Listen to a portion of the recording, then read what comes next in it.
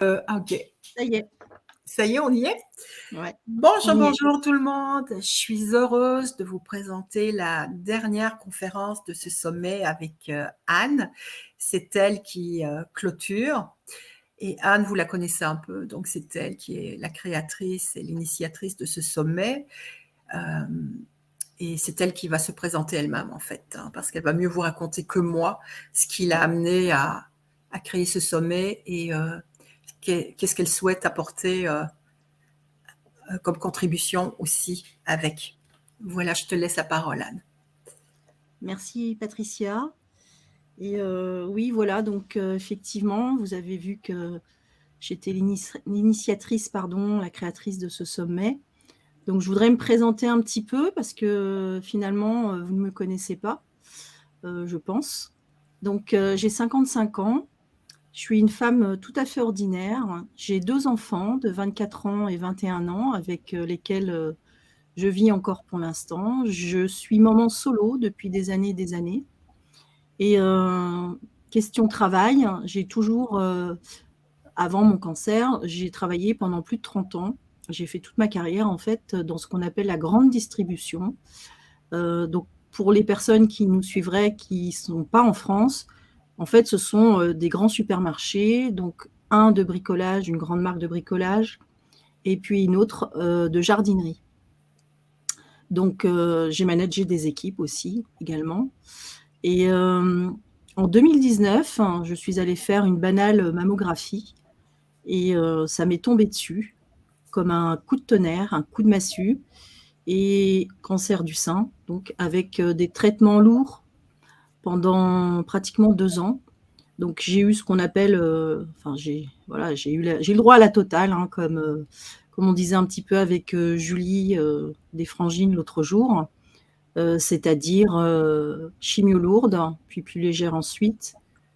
Ensuite, j'ai eu de la radiothérapie et je suis actuellement toujours sous hormonothérapie parce que j'ai eu un cancer assez agressif, on va dire, et hormonodépendant. Donc voilà, j'ai également eu 2 opérations chirurgicales, sans mastectomie totale, que mastectomie partielle.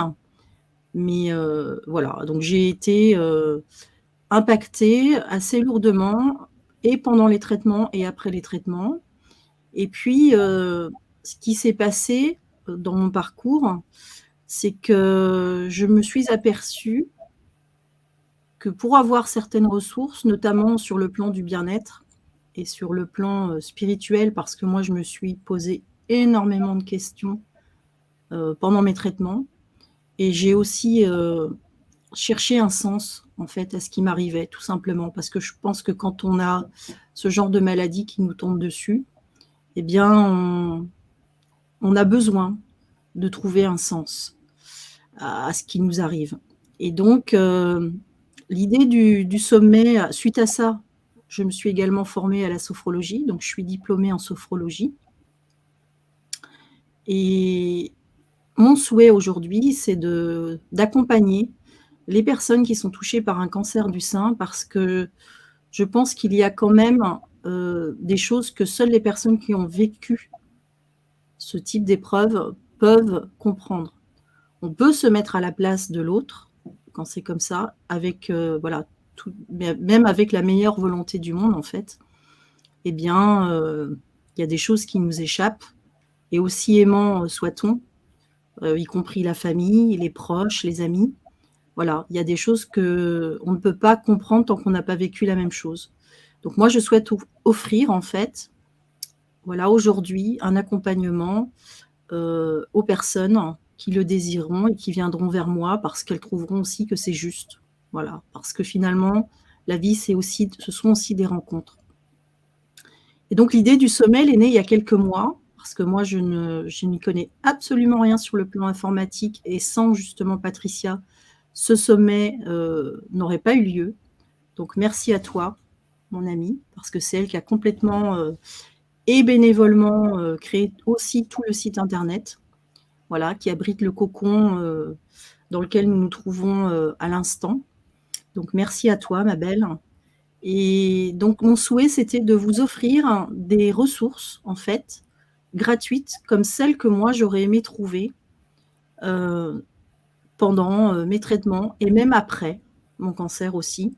Parce que suite à la rémission, donc on en reparlera là, pendant le petit déroulé concernant la gratitude, j'ai eu pendant quelques mois vraiment du flottement aussi.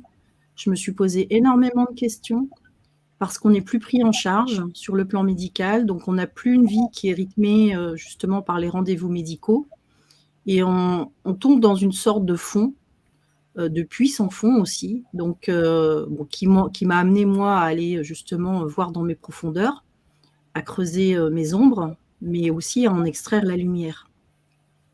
Et aujourd'hui, eh bien écoutez, je suis, vraiment enchantée d'être sur ce sommet, de l'avoir créé. Je ne regrette absolument rien parce que si je peux aider ne serait-ce qu'une personne à voilà, à mettre de la lumière, de l'amour dans son cœur et avancer sur le chemin qui est le sien, eh bien, j'ai accompli quelque chose de beau, dont je peux, être fière. Voilà. Et donc je souhaitais aujourd'hui, pour, clôturer ce sommet, vous parler de la gratitude. Et donc j'ai préparé un petit document, voilà, que je vais, tout de suite lancer. Alors c'est dommage parce qu'avec le logo en haut, mais je pouvais pas faire autrement, donc j'en suis désolée. On ne voit pas tout, mais je vais vous dire. Donc c'est la gratitude comme source de guérison. Et je voudrais commencer par, parce que je suis une personne qui, adore le cinéma, qui aime les livres aussi. J'adore, bouquiner sur plein de sujets différents, voilà. J'aime enrichir mes connaissances, j'en ai besoin, c'est un besoin chez moi. Et j'aime beaucoup les citations, parce que dans une citation et à travers quelques mots, on dessine, voilà, on dessine beaucoup de choses. Et je voulais vous faire part, donc pour démarrer, d'une citation d'Albert Schweitzer. Donc c'était un médecin et qui a quand même aussi reçu le prix Nobel de la paix en 1953. Et cet homme, il a dit quelque chose, moi quand je suis tombée sur cette citation, ça m'a vraiment fait quelque chose, ça m'a remuée. Il a dit: «La gratitude est le secret de la vie. L'essentiel est de remercier pour tout. Celui qui a appris cela sait ce que vivre signifie. Il a pénétré le profond mystère de la vie.» Donc c'est quand même quelque chose d'extrêmement voilà, puissant qu'il a dit là. Et je laisse déjà un petit peu infuser en vous. Donc pour démarrer, j'aimerais vous poser la question, j'aimerais avoir aussi quelques interactions avec vous, parce que voilà, c'est important que vous participiez. Enfin, en tout cas, moi j'ai envie de vous faire participer. La gratitude, en fait, c'est quoi exactement? Parce que c'est un peu, dans le domaine de la spiritualité, c'est quelque chose qui est un peu, galvaudé au même titre que des mots comme, la bienveillance.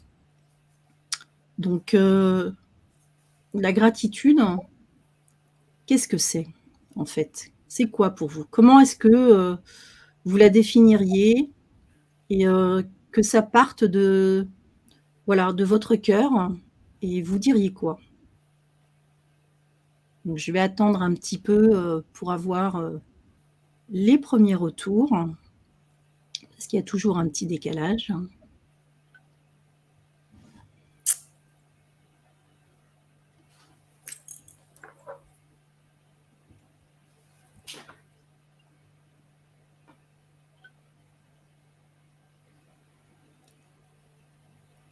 Alors pour l'instant, on n'a pas de réponse, donc je vais continuer. Florence qui nous dit: «La gratitude, c'est remercier mes succès.» Valérie qui nous parle de reconnaissance. Il y a Caroline également. Alors c'est très joli ce qu'elle nous dit, Caroline. Elle nous dit: «C'est un bisou du cœur pour ce qui est.» C'est magnifique. Donc la gratitude, en fait, je vais laisser, dérouler.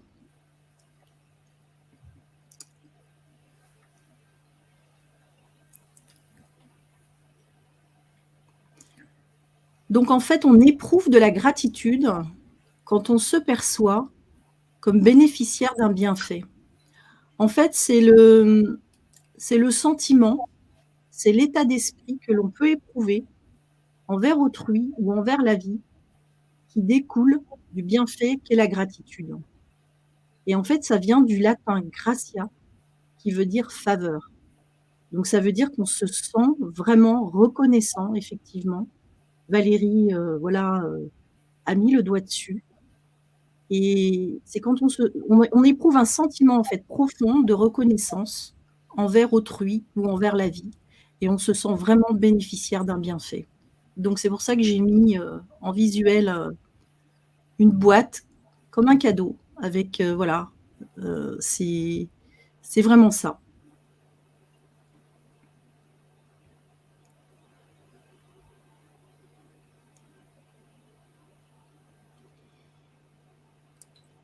Donc j'aimerais vous parler dans cet atelier des bienfaits physiologiques et psychologiques de la gratitude pour démarrer, parce que je tenais quand même à étayer mes propos par des données, notamment des données un petit peu scientifiques, en tout cas médicales aussi. Et je vais commencer par vous parler d'une étude qui a été réalisée en 2016 par un médecin qui s'appelle le docteur Joe Dispenza et son équipe. Donc, cette étude, elle a été réalisée à Tacoma, dans l'État de Washington, aux États-Unis. Et ça s'est passé au cours d'un séminaire. Donc, au départ, le docteur Joe Dispenza et son équipe ont prélevé de la salive. Je vais vous expliquer pourquoi tout de suite derrière, parce que ça va vous paraître bizarre, sinon comme ça. Ils ont prélevé de la salive sur 117 participants à un séminaire qui s'est tenu sur 4 jours. La question qu'ils se sont posées, ce qu'ils ont voulu évaluer, c'est si on élève ces émotions, notamment en éprouvant ce qu'il appelle des émotions positives supérieures, de type la joie, l'amour et la gratitude, donc qui en font partie, eh bien, est-ce qu'on peut stimuler son système immunitaire? Et donc, au cours des 4 jours, ils ont demandé aux personnes donc, à qui ils avaient prélevé la salive d'éprouver en conscience donc, ces sentiments, ces émotions, donc dites supérieures positives, et ce pendant 10 minutes et à raison de 3 fois par jour. Et à la fin du séminaire, ils ont prélevé à nouveau la salive pour voir un petit peu ce que ça donnait comme résultat. Et pourquoi est-ce que je vous parle de salive? Parce qu'ils ont pu constater que le taux d'IgA a augmenté de pratiquement 50% et seulement au bout de 4 jours. Et donc les IgA, je vais vous en parler un petit peu parce que vous allez me dire mais c'est quoi cette bête-là? En fait, c'est une protéine qui est constitutif, c'est un marqueur protéinique qui est constitutif des anticorps et qui joue un rôle crucial en fait dans la fonction immunitaire, notamment des muqueuses. Donc pourquoi la salive? Parce qu'elle en contient tout simplement. Donc il y en a dans la salive, il y en a dans les larmes, il y en a également dans le sérum du sang. Le sérum du sang, c'est, vous vous souvenez quand vous étiez petit ou petite, vous êtes tombé et puis au moment où la croûte se referme, ça fait comme une espèce de couche un petit peu jaune. Eh bien ça, c'est le sérum du sang. Il y en a également dans les sécrétions gastriques et respiratoires. Et fait tout à fait intéressant, il y en a également dans le lait maternel. Donc voilà. Et il faut savoir que ce taux d'IgA produit par le système immunitaire des muqueuses, il est supérieur en fait à celui de tous les autres types d'anticorps combinés. Donc c'est quand même intéressant comme donnée. Et ça veut dire quoi concrètement? C'est que les IgA, ça joue un rôle crucial en fait dans la protection de notre corps contre les virus. Et ça agit en permanence, il faut le savoir, contre tout ce qui est attaque pathogène, voilà, contre tous les microbes, contre les champignons, etc. Donc ça a un rôle très important. Et je voulais vous en parler parce que quand on est en traitement et dans le cancer, on est évidemment fragilisé. Et je trouve que c'est une donnée voilà, qui parle un petit peu d'elle-même. Et donc ça, ils ont relevé ça. Et ils ont également relevé que le taux de cortisol, en éprouvant, donc c'est pendant 4 jours, simplement 4 jours, hein, c'est vraiment peu pour qu'on ait des résultats comme ceux-ci. Moi, je trouve que c'est quand même assez probant. Donc en éprouvant les fameuses émotions supérieures positives, dont la gratitude, pendant 10 minutes et 3 fois par jour. Donc le taux de cortisol, c'est quoi? Donc le cortisol, c'est une hormone qui est produite par les glandes surrénales. Les glandes surrénales, c'est quelque chose qui se situe juste au-dessus des reins.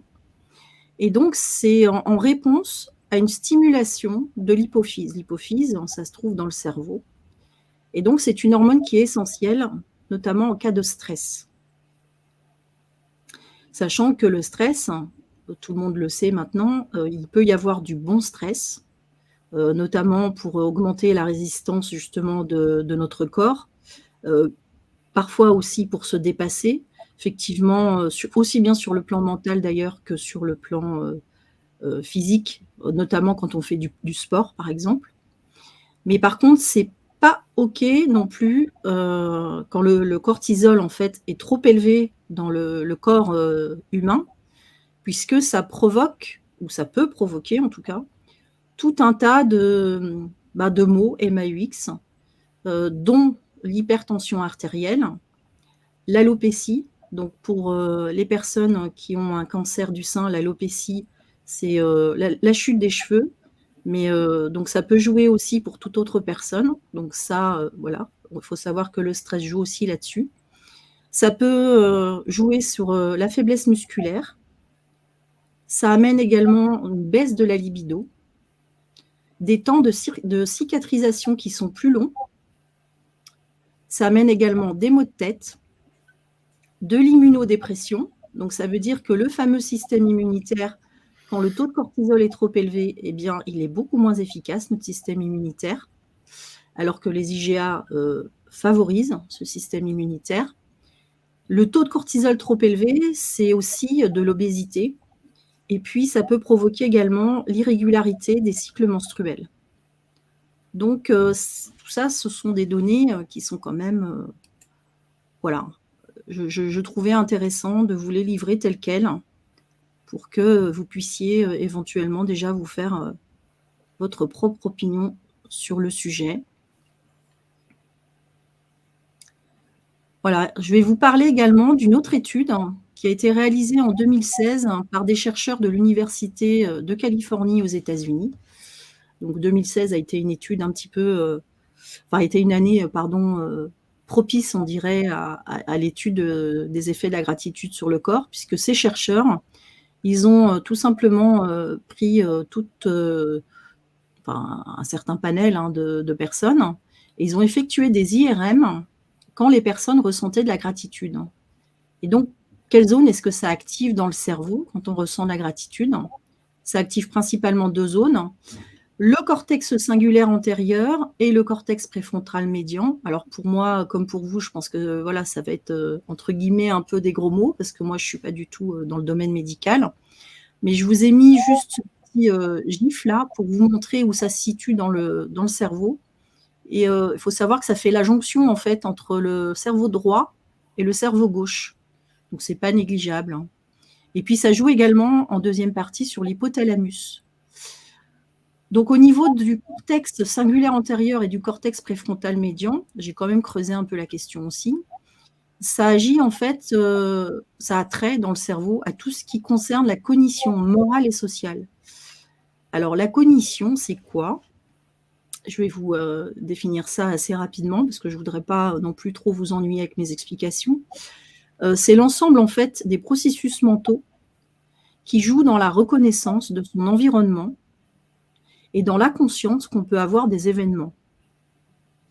Donc ça fait rentrer en compte des choses comme la mémoire, le langage, le raisonnement, l'apprentissage aussi, l'intelligence évidemment. Ça peut jouer donc sur tout ce qui est prise de décision, les perceptions qu'on peut avoir du monde qui nous entoure et donc l'attention. Et ces 2 zones aussi, jouent sur ce qu'on appelle la récompense, le jugement de valeur et l'empathie. Et donc les chercheurs ont vu que quand ces zones sont activées dans le cerveau, tout de suite derrière, il y a une attitude positive envers autrui qui se déclenche et ça provoque aussi un soulagement, enfin ça apaise, on va dire, les facteurs de stress dans l'organisme. Et l'hypothalamus, donc j'ai pas trouvé d'image pour vous illustrer, mais c'est, une zone qui qui est dans le cerveau, également dans le cerveau humain. Et là, on rentre vraiment, dans quelque chose d'essentiel puisque c'est, ce qui régule les hormones responsables de fonctions critiques, comme la température, les fonctions de survie, dont l'appétit et le sommeil. Et puis ça joue également sur, les réponses émotionnelles, donc on peut apporter. Donc tout ça, ce sont des données que je trouvais intéressantes de vous communiquer pour étayer, mes propos.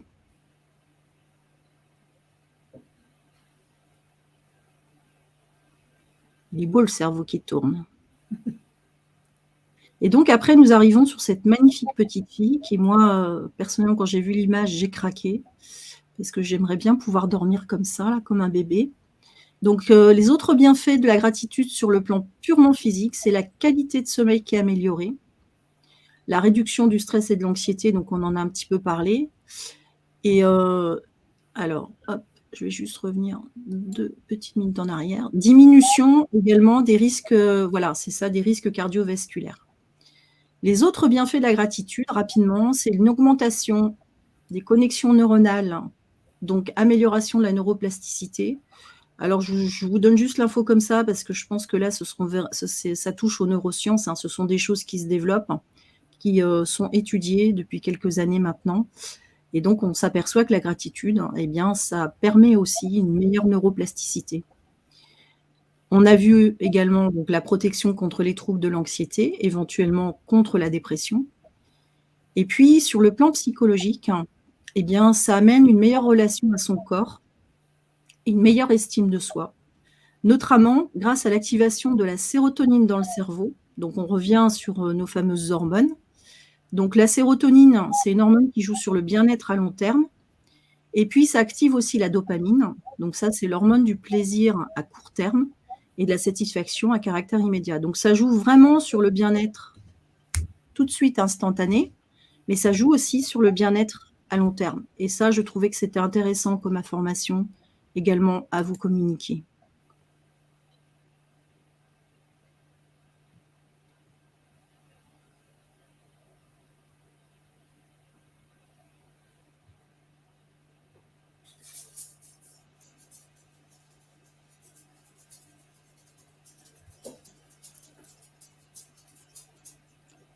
Et la question que je souhaite vous poser maintenant, parce que j'aimerais bien que vous reparticipiez un petit peu là, après toutes ces données chiffrées, c'est comment faire concrètement.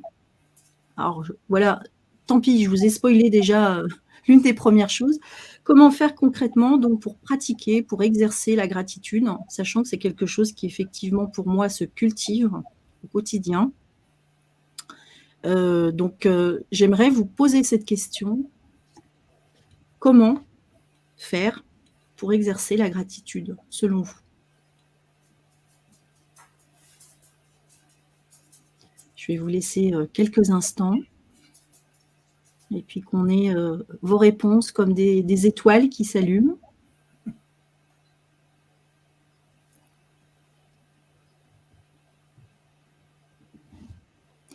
Tu peux peut-être nous donner, un élément de réponse, Patricia, d'ailleurs? Oui, bien. Oui. Mais Merci. déjà, quand tu as posé la question tout à l'heure, c'était quoi la gratitude? J'allais dire, pour moi, c'est un mouvement de vie intérieur, comme une bouffée qui monte d'amour et de reconnaissance, en fait, hein. Mais c'est vraiment un mouvement vivant qui, tout d'un coup, nous submerge et vient de l'intérieur et sort vers l'extérieur, quoi.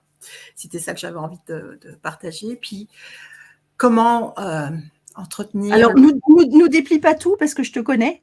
Non, je vais pas déplier tout, mais je vais répondre à ta question là. Mais tantôt, j'avais pas répondu à la première, donc j'ai répondu là.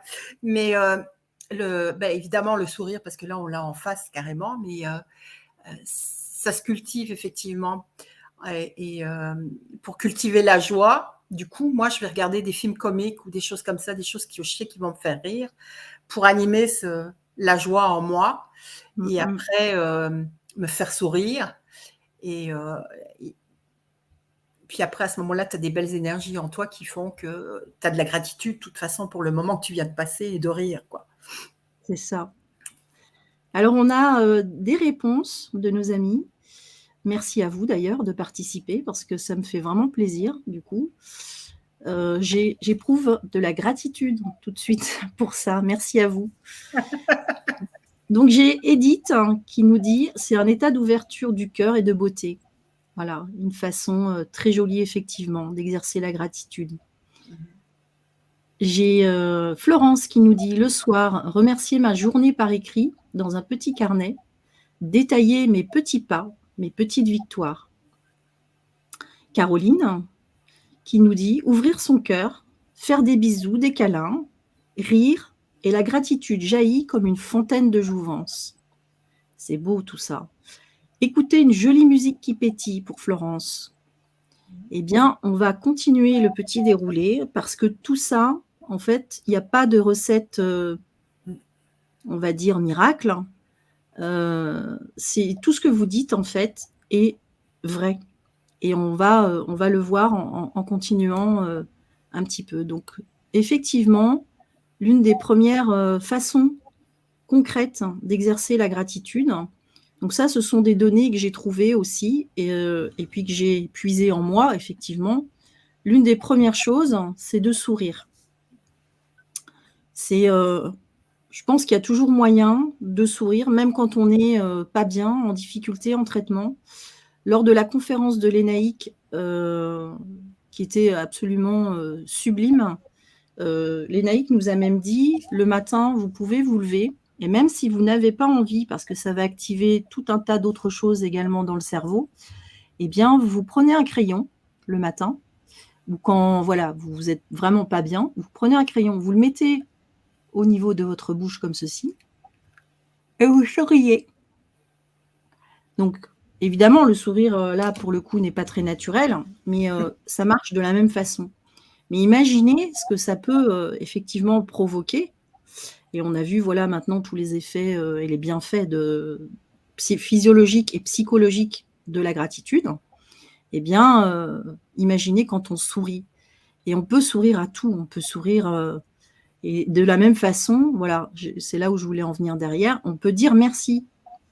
Parce que ça va avec, en fait. Quand on sourit, on dit merci aussi à soi-même.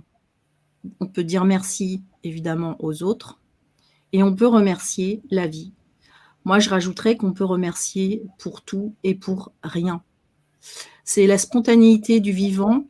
On peut remercier pour, effectivement, un câlin. On peut remercier pour un bisou. On peut dire merci pour un sourire, quelqu'un qui nous sourit. Évidemment, quand on reçoit de l'aide, on dit merci. On peut remercier pour la beauté que l'on peut voir. On peut remercier pour la beauté que l'on peut entendre, donc via la musique, par exemple. Donc, il y a plein d'exemples. Je suis sûre que vous en avez plein aussi. À vous de trouver la recette. L'essentiel, par contre, c'est de le faire de manière consciente et sincère. C'est-à-dire que ce merci-là, il doit partir d'un espace à l'intérieur de votre cœur. C'est vraiment important. Si vous le faites en mode pilotage automatique, ça n'aura aucun impact, y compris tous les bienfaits que j'ai pu évoquer auparavant. Valérie qui nous dit « Écrire des pensées positives en fin de journée. Et oui, sourire à la vie. » Merci Valérie.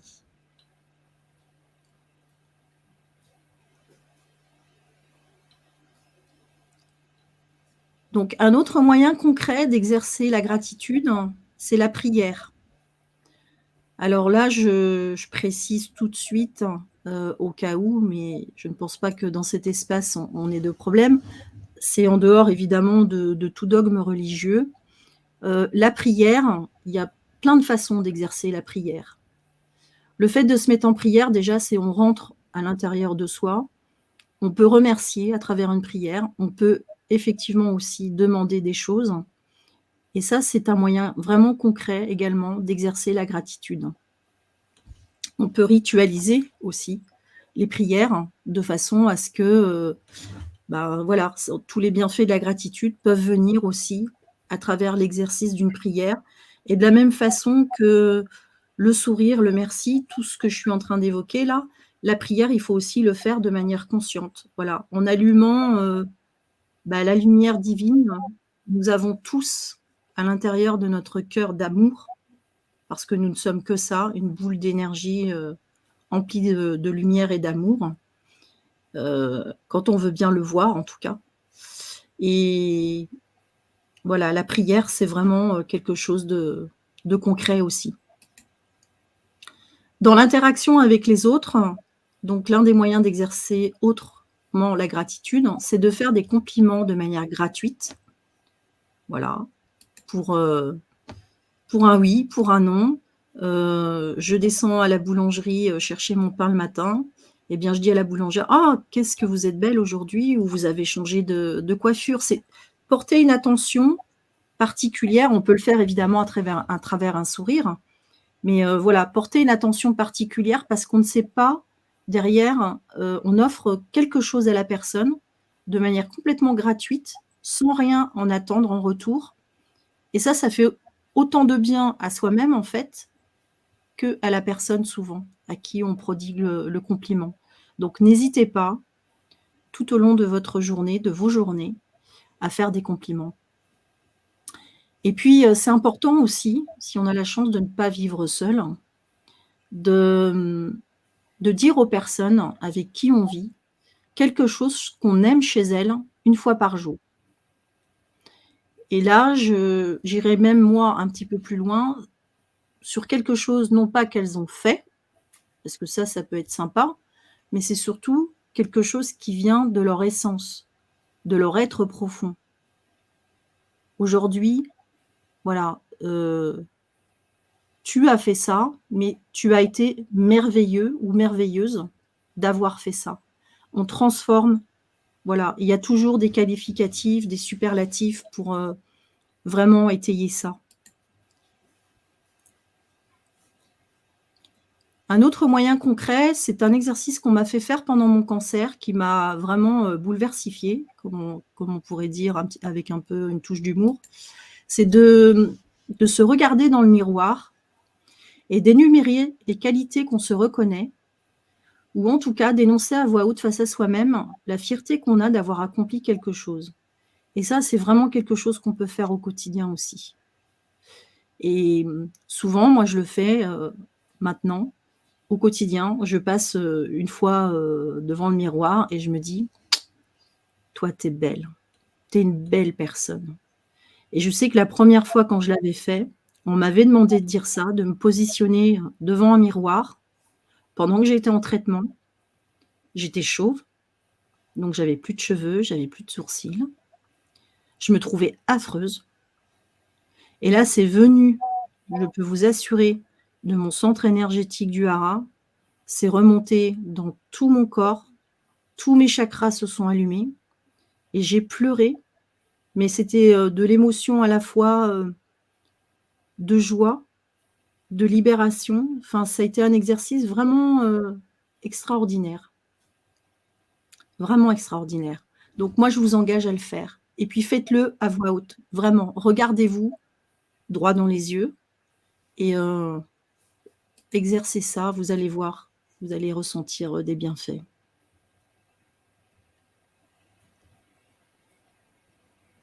Donc Edith qui nous dit aussi: «Se connecter au vivant avec un regard émerveillé devant cette beauté et ce don». Effectivement, c'est garder aussi son âme d'enfant, c'est, être dans la spontanéité, de l'instant Et c'est magique, en fait. Se laisser cueillir par la magie de la vie, par la spontanéité de tout ce qui peut nous arriver. Et Florence qui nous dit également: «Regardez le verre à moitié plein plutôt qu'à moitié vide. Suivre le chemin de l'amour, même si, voilà, parfois c'est difficile d'aimer». Et Florence qui rajoute: «Ma gratitude. Merci à vous 2 pour votre sommet. J'ai eu moi aussi plein de cadeaux avec vos invités. Merci». Ça, c'est gentil. Merci à toi, beaucoup Florence. Donc, pour, continuer sur la gratitude, ça, c'est vraiment quelque chose de pratico-pratique, hein, qui est vraiment recommandé aussi. C'est d'écrire, en fait, sa gratitude chaque jour et de l'écrire vraiment à la main parce qu'en fait, ça appuie ce qu'on est en train de penser et on le conscientise, pour le coup. Donc, il faut savoir qu'aussi, si on écrit sa gratitude chaque jour, ça laisse une empreinte dans le cerveau jusqu'à 3 mois après.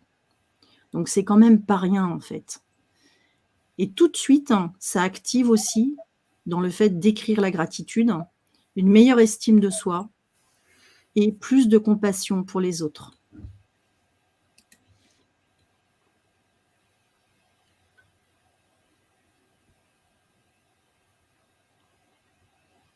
Donc je suis désolée, la petite vidéo à chaque fois, il y avait un temps d'animation qui était un petit peu long, mais en même temps, ça vous laisse le temps comme ça de revoir, de prendre en vous ce que vous avez à prendre.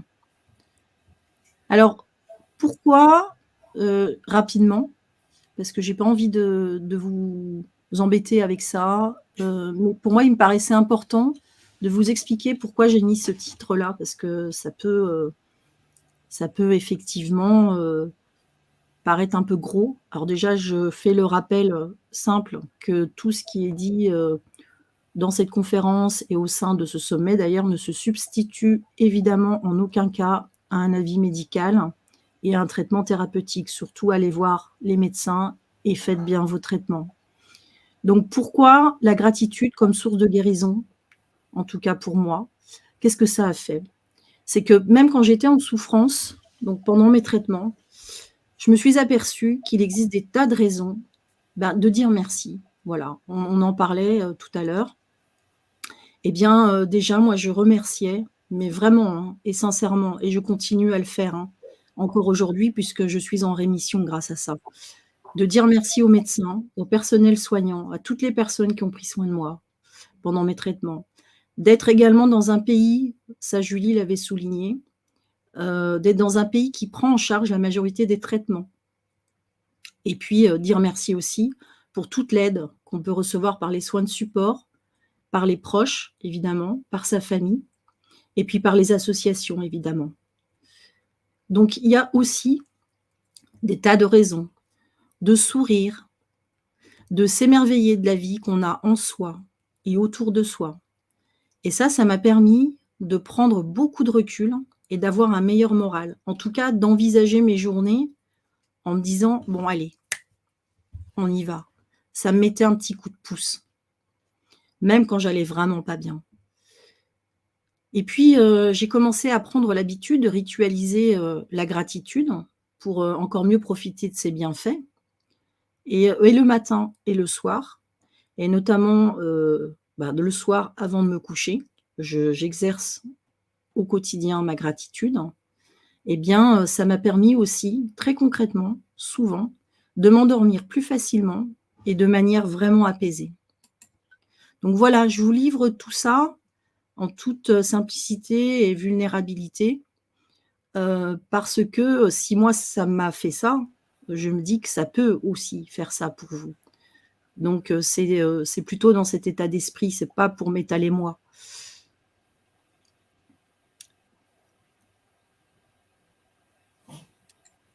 Je me suis aperçue aussi que prendre le temps d'écrire mes sources de joie au quotidien, plusieurs d'entre vous en ont parlé, eh bien ça m'aidait à chasser mes sentiments négatifs et ça m'a aidée aussi justement pendant ma dépression, après le cancer. Parce que ce dont je me suis aperçue et c'est là où c'est, vraiment la gratitude est quelque chose à cultiver, c'est que c'est beaucoup plus simple, beaucoup plus facile d'être négatif ou négative que positif. Donc ça force en fait à une nouvelle gymnastique de son esprit et de son cœur. Et moi, ça m'a vraiment, vraiment beaucoup aidée. La gratitude, ça m'a aussi permis de conscientiser le fait que j'ai un corps dont il faut que je prenne le plus grand soin. Avant mon cancer, bah oui, j'avais un corps, évidemment, on a un corps, mais je me rendais pas compte parce que déjà, je n'avais pas toutes les informations que j'ai aujourd'hui et que j'ai acquises. Mais, pour moi, voilà, c'est pas que je m'en fichais de mon corps, mais presque. Alors que maintenant, mon corps, eh bien, c'est un allié et c'est, mon véhicule terrestre, c'est le véhicule terrestre de mon âme sur cette planète. Donc mon corps, si je n'en prends pas soin, bah, évidemment que, voilà, il peut me faire des misères et d'ailleurs, c'est ce qu'il a fait avec le cancer. Il a dit à un moment donné: «Stop», comme on l'a vu avec Bérangère lors de sa conférencière, Bérangère Musard, voilà, c'est, l'âme m'a délivré un message à travers mon cancer, ça c'est évident. Je me suis aussi aperçue, voilà, que ça facilitait beaucoup mes séances de chimio, de prier pour ma guérison quand j'étais en séance de chimio et je m'imaginais vraiment, je me visualisais et je demandais à toutes mes cellules, justement, d'aller dans le sens de la guérison et je me voyais déjà guérie. Donc si ça aussi, ça peut vous aider un petit peu, eh bien écoutez, c'est génial. Ça m'a aussi permis, la gratitude, d'avoir de meilleures relations avec, ma famille, avec mes proches, à travers la reconnaissance des valeurs de chacun et puis, accéder du coup à des échanges qui sont beaucoup plus authentiques. D'ailleurs j'en profite, voilà, parce qu'on n'est pas au César, mais je vais faire comme. Merci très sincèrement à toutes les personnes et notamment, mes proches, ma famille, à tous ceux qui m'ont accompagnée pendant mon cancer.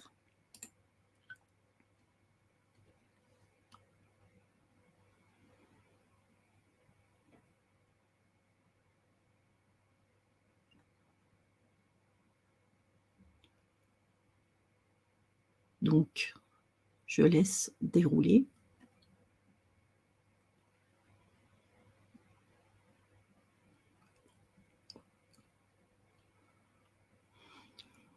Et donc au final, eh bien écoutez, la gratitude aujourd'hui, ça fait partie, de qui je suis, profondément, voilà. Le fait que je me réveille le matin, déjà, avec la reconnaissance d'être en vie. Donc ça, j'aime bien, d'ailleurs, parler de mon rituel du matin. Je l'ai déjà fait, au sein de plusieurs conférences, dans ce sommet. Mais tous les matins, la première chose que je fais quand je me réveille, c'est que je conscientise une pensée du vénérable Thich Nhat Hanh, donc qui est un vénérable bouddhiste et qui a notamment, créé, le village des pruniers en France, donc qui est dédié à l'apprentissage de la méditation, entre autres. Et donc ce vénérable a dit quelque chose, moi, qui m'a complètement retournée un jour et maintenant ça fait des années que chaque matin quand je me lève, je le dis, c'est: «Me réveillant ce matin, je souris» et souvent je le fais en mettant la main sur mon cœur. Et depuis mon cancer, j'ai même rajouté derrière: «Je souris. Je suis en vie». J'ai 24 heures toutes nouvelles devant moi. Je fais le vœu de vivre pleinement chaque moment et de porter sur le monde un regard aimant. Eh bien déjà, je peux vous assurer que quand on commence la journée comme ça, eh ben, elle commence bien et on ne peut que trouver ce qui nous arrive magnifique. Je pratique également donc un rituel le soir quand je m'endors et je passe en revue ce que j'ai accompli de bien dans ma journée. C'est-à-dire que, voilà, c'est la petite gymnastique d'esprit et de cœur dont je parlais tout à l'heure. C'est-à-dire, c'est plus simple de voir les choses négatives, hein, c'est plus simple de râler, c'est plus simple de grogner. Mais, de se dire: «Voilà, qu'est-ce que tu as fait aujourd'hui concrètement? Qu'est-ce que tu as fait de bien?» Et on fait tous et toutes des choses bien tout au long d'une journée.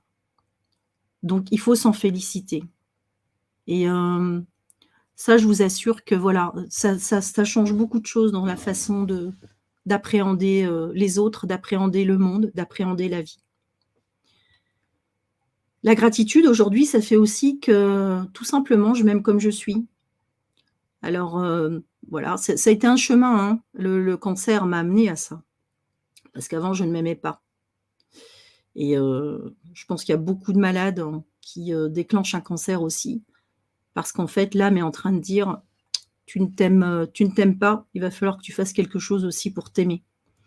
Et donc ça m'a permis d'avoir un alignement et ça me permet au quotidien d'avoir un alignement entre mon corps, mon cœur et mon âme. Et ça fait aussi que je m'attache aux belles choses justement, pour continuer à avancer sur, le chemin qui est le mien, tout en acceptant, eh bien, les épreuves et mes parts d'ombre. Parce qu'effectivement, on en a tous. Donc ça, je ne les occulte pas. Je tiens à ce que vous sachiez que je suis pas au pays des bisounours et je me rends bien compte que voilà, la vie, elle nous met des claques et tous les jours, à la limite, on reçoit une claque, mais c'est pas pour autant que voilà, on doit une fois encore, se lamenter et puis, s'endormir là-dessus, quoi. Et je termine en fait par, en tout cas, ce que je voulais, vous partager, au sein de cette petite vidéo. Je termine par, une citation de nouveau, d'un chercheur psychologue de l'université de Californie. C'était le premier, en fait, le premier médecin entre guillemets qui a, voulu étudier la gratitude et ses bienfaits. Et il s'appelle Robert Emmons, ce monsieur, et il a dit en mai 2013, donc il y a 10 ans de ça: «Quand le désastre vient à frapper», et moi je peux vous dire que, bah, forcément le cancer, ça a été, voilà, un gros désastre dans ma vie. En tout cas, je l'ai pris comme tel au départ. J'avais juste envie de hurler quand j'ai su ça. Eh bien, la gratitude donne une perspective qui permet de voir la vie dans sa globalité et de ne pas être submergé par les circonstances du moment. Donc je vous laisse, voilà,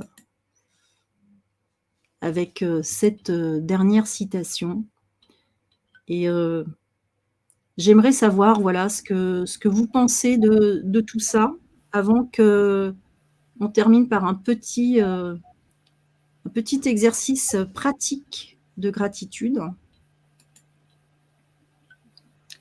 Merci en tout cas pour votre participation, ça me va droit au cœur. Florence qui nous dit: «Je choisis d'aimer ma journée, même si c'est parfois difficile». Oui, c'est exactement ça, c'est tout à fait ça. Si tu as envie de partager, Patricia, je t'invite également, à le faire.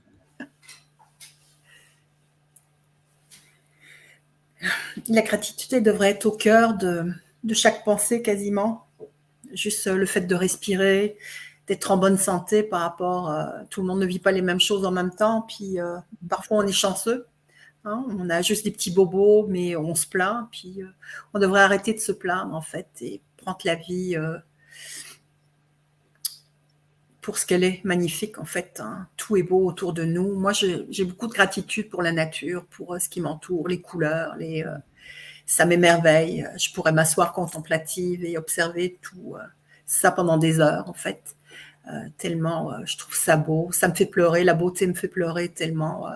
Quand je parle de la beauté, je parle de la nature évidemment, mais la beauté aussi, des fois dans la laideur, il y a de la beauté. Il y a des gestes, il y a des paroles qui touchent et qui ne seraient pas là s'il n'y avait pas cette laideur-là juste avant. C'est la laideur qui déploie la beauté à l'intérieur. Et ça, c'est beau, ça fait pleurer, et, ça touche au profond, puis on se sent humain, on se sent connecté. Et c'est ce besoin-là de reliance et de connexion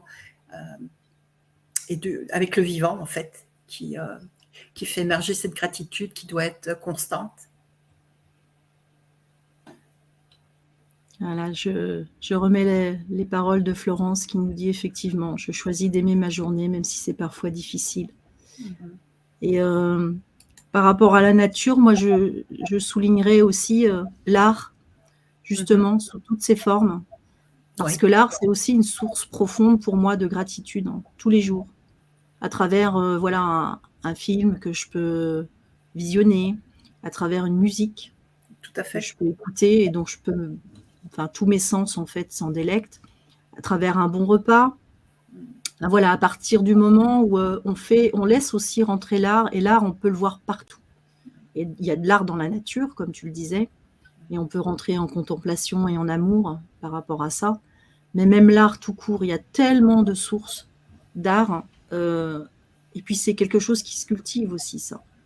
Donc moi, je vous invite vraiment à le faire. Donc si vous êtes d'accord, j'aimerais bien que vous me mettiez un petit oui. Eh bien, en fait, je vais vous inviter à faire un petit exercice pratique de gratitude, parce que c'est la partie théorique, c'est bien, mais quand on pratique, bah, écoutez, c'est beaucoup plus sympa. Donc, si vous êtes d'accord, mettez-moi un petit OK simplement dans le chat. Faire un petit exercice pratique de gratitude.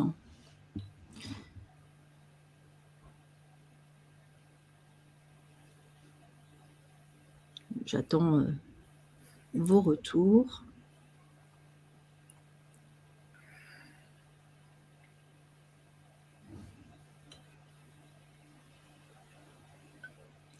Alors, on a des retours qui nous disent que Oui. c'est OK. Donc, pour cet exercice pratique, hein, vous allez voir, j'ai voulu faire quelque chose d'un peu particulier parce qu'au départ, j'avais pensé à vous faire écrire 3 gratitudes bêtement, j'ai envie de dire. Alors, ça n'aurait pas été bête, hein, mais j'avais envie d'aller un petit peu plus loin que ça. Et donc, je vais vous inviter à prendre un papier, un crayon, si vous avez ça pas très loin de vous. Je vous laisse le temps d'aller prendre un papier, un crayon.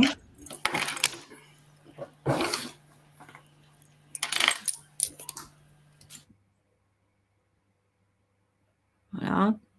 Effectivement, tu peux le faire aussi, Patricia, si tu as envie.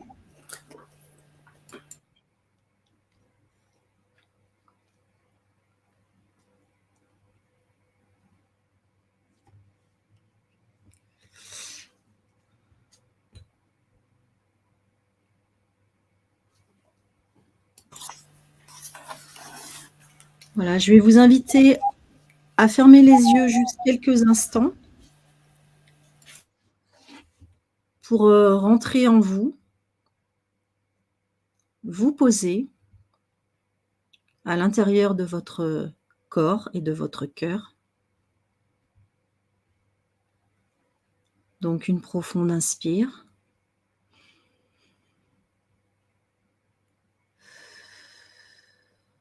Une profonde expire, comme si vous souffliez par la bouche à travers une paille.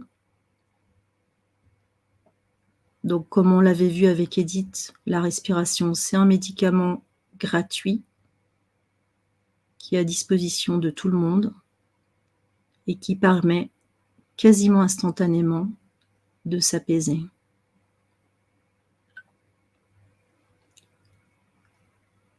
Maintenant, j'aimerais que vous imaginiez aller visiter un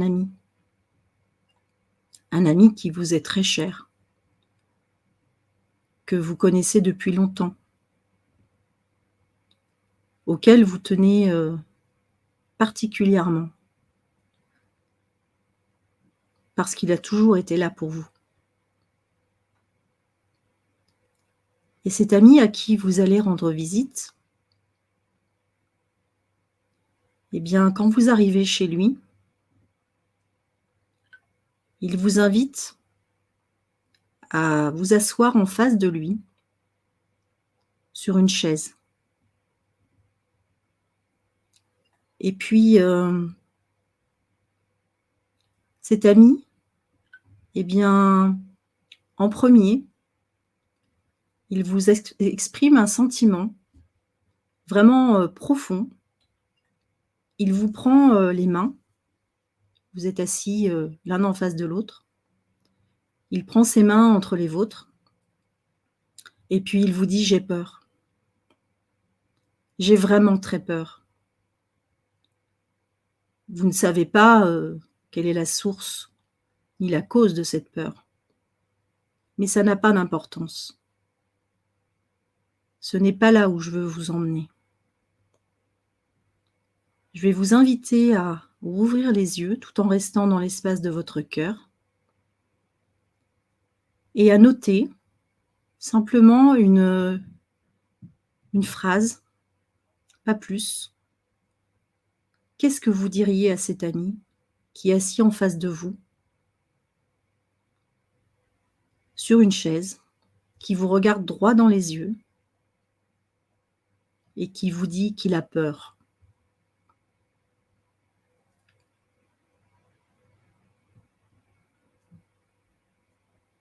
Et je veux bien que, si vous le désirez, si c'est juste pour vous, évidemment, je veux bien que vous partagiez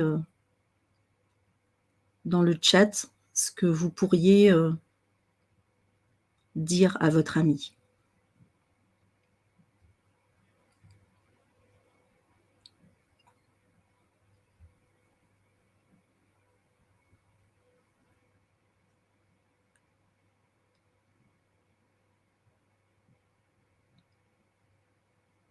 Et sinon, j'aimerais à tout le moins que vous me disiez dans le chat quand est-ce que c'est OK pour vous.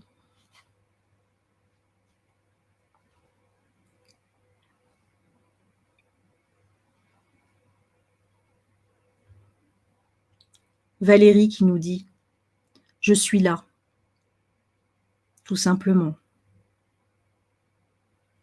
C'est beau, c'est puissant. Est-ce qu'il y a d'autres partages ?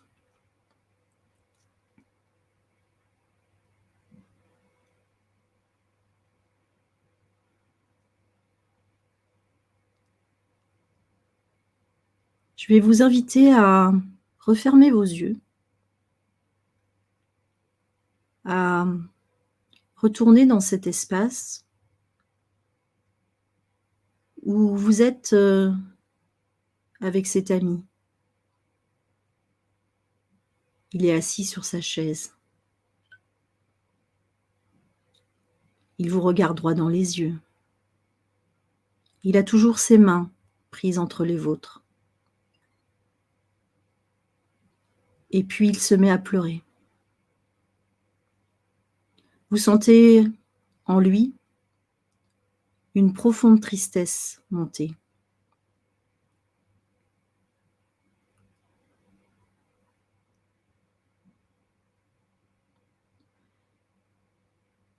Et j'aimerais que vous reveniez en ouvrant les yeux. Et la même chose, qu'est-ce que vous lui diriez ? Continuez, développez votre pensée, développez vos émotions, développez vos sentiments. Qu'est-ce que vous diriez à cet ami qui est en face de vous, qui manifeste sa tristesse ?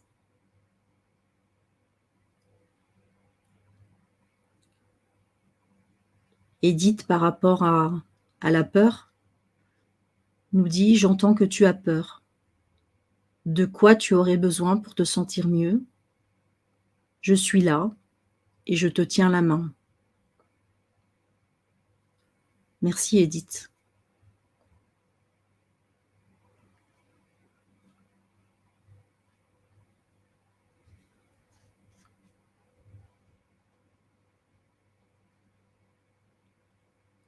Si vous avez d'autres partages, si ça vous paraît juste de partager, n'hésitez pas. Caroline qui nous dit « Gratitude de partager ce que tu vis avec moi. Je suis là, tout près de toi. Gratitude pour tes larmes. Elles sont belles. Vas-y, lâche, bel amour. » Valérie qui nous dit « Laisse aller tes larmes. »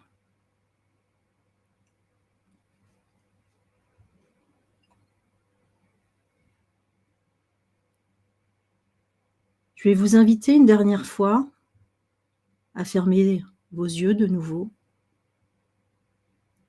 à retourner dans l'espace qui est en vous.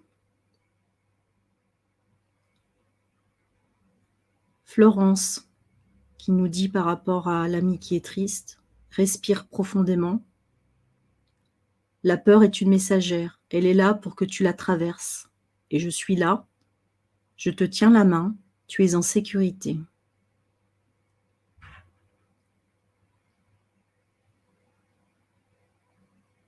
Vous êtes de nouveau face à cet ami.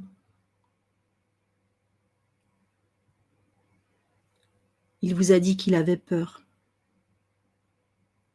Il vous a exprimé sa tristesse profonde. Il continue à vous tenir les mains, il les serre même.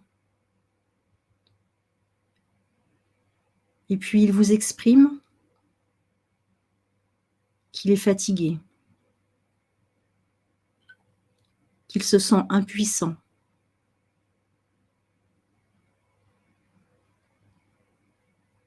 Et vous ressentez avec force,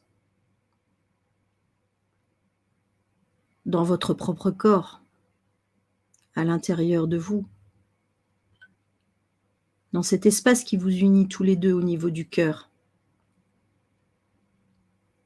Vous ressentez la profondeur de ces paroles.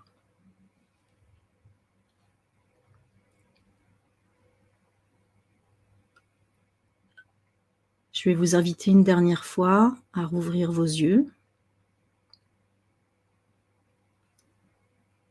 Cet ami est toujours là.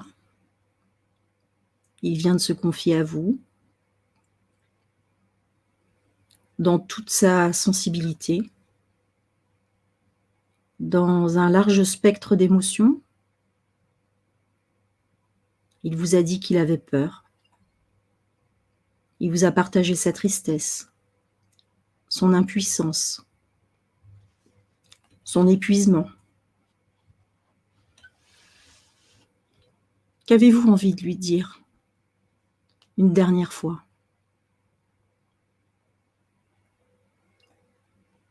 Si vous aviez un dernier message à lui adresser, un message qui vienne vraiment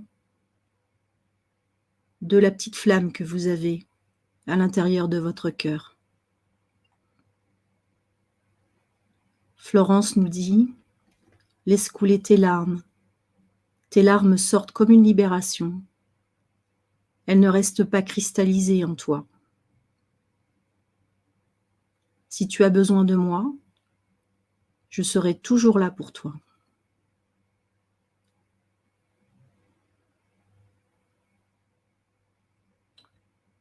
J'attends encore un petit peu pour savoir si vous avez d'autres partages, puisque nous sommes dans un espace ici privilégié. Je ressens qu'il y a beaucoup d'énergie qui circule.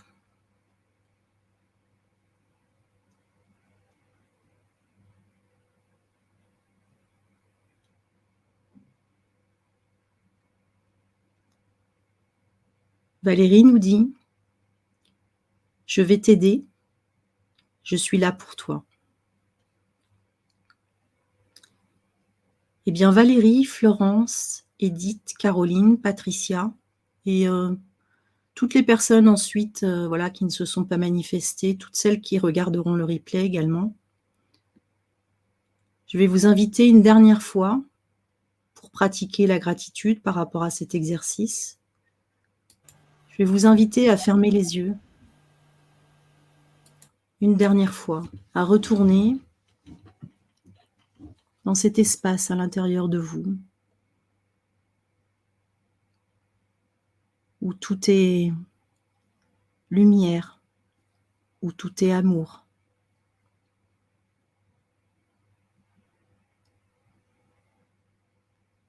Quand on a un cancer, et quand on apprend qu'on a un cancer, on passe par tout un tas d'émotions.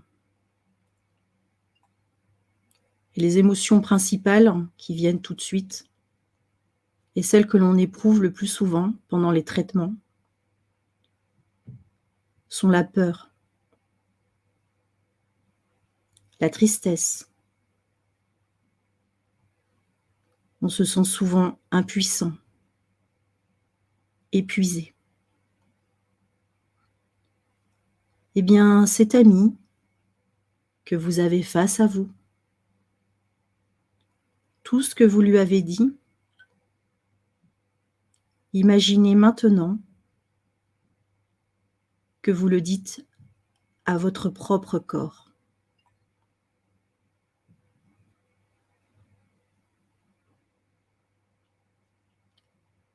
Valérie qui nous a dit « Je vais t'aider, je suis là pour toi ». Donc je ne sais pas si tu es en traitement, Valérie, ou si tu vas l'être. Mais imagine que tu dis ça à ton corps. Ton corps, c'est ton meilleur ami. Je vais t'aider, je suis là pour toi.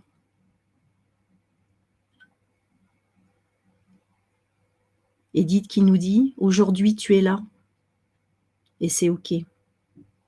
Laisse tes émotions aller. Je suis là, je t'aime.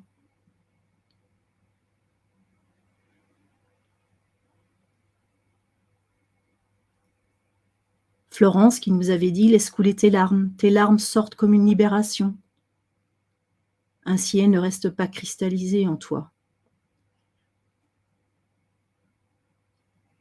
Et Florence a rajouté un peu plus bas « Je prendrai du temps pour toi. » Donc tout ce que vous avez écrit, que vous pouvez dire à cet ami, eh bien, cet ami, c'est vous-même en fait. C'est votre propre corps. Donc tout ce que vous diriez à un ami, vous pouvez le dire à vous-même. Et vous traiter avec autant de douceur et de bienveillance. Parce que ce que vous feriez pour un ami, à minima, faites-le pour vous-même. Et Valérie qui nous dit qu'elle est en plein traitement, eh bien j'espère voilà, que cette conférence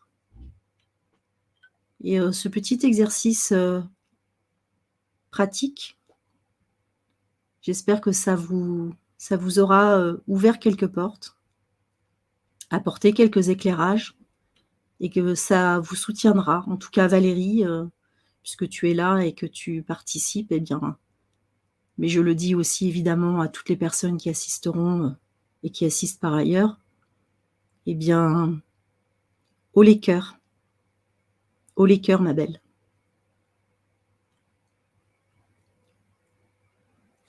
Voilà. Merci à vous. Merci pour tout. Et merci d'avoir été là pendant ce sommet, de tout cœur. De toute façon, voilà, moi je ne vous lâche pas non plus.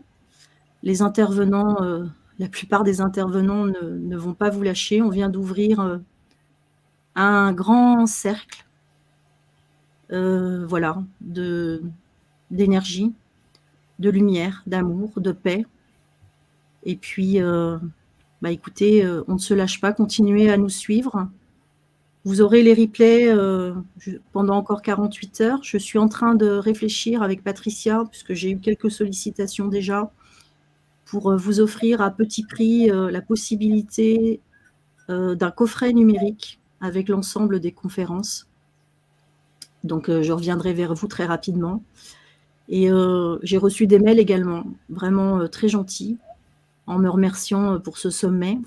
Donc, pour moi, je me dis que voilà, ça aurait été un événement utile. Et eh bien, on va vous proposer aussi, sans doute, avec certains intervenants, avec ceux qui le souhaiteront en tout cas, des ateliers. Voilà, c'est pareil, à petit prix, pour continuer la route que nous venons d'entamer ensemble, et que voilà, nous sommes là pour vous soutenir. En tout cas, merci beaucoup à vous. Je vous dis à bientôt et prenez grand soin de vous. Merci, au revoir.